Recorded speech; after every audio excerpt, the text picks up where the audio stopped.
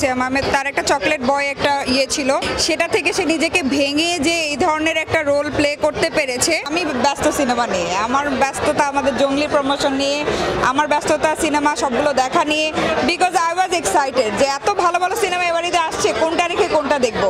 তা আমি মোটামুটি ঈদের দিন থেকেই দেখা শুরু করেছি এবং আমি সবগুলো দেখে ফেলেছি অলরেডি। আমার 4টা দেখা হয়ে গেছে।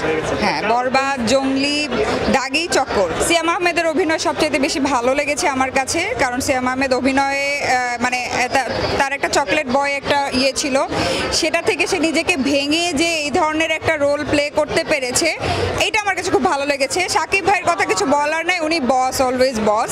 শাকিব ভাইকে যা দিবে সে তাই পারফর্ম করবে, নিশো ভাইকে যা দিবে সে সেটাই করবে, because they are the best actor in our country. So সিয়ামেরটা আমার কাছে একটু ভালো লেগেছে, বিকজ সিয়াম নিজেকে চেঞ্জ করে নিজের সবটা দিয়ে ডেডিকেশন দিয়ে আমার মনে হয় এ বাড়িতে কাজ করেছে। সো জঙ্গলি দেখলে সবাই বুঝতে পারবেন যে আসলে সিয়াম আহমেদ কত ভালো অভিনয় করেছে। সিয়াম আহমেদ অ্যাকচুয়ালি অনেক কষ্ট করেছে এই ক্যারেক্টারটার জন্য এবং সে নিজেকে ভেঙেছে, সে অনেক এফোর্ট দিয়েছে। আমি জানি, আমি একদম প্রি প্রোডাকশন থেকে এই টিমের সাথে ছিলাম, আমি জানি সে আমার মনে হয় he deserve national award for this character and also the character Pakhi also deserve the national award. বাকিটা দেখা যাক।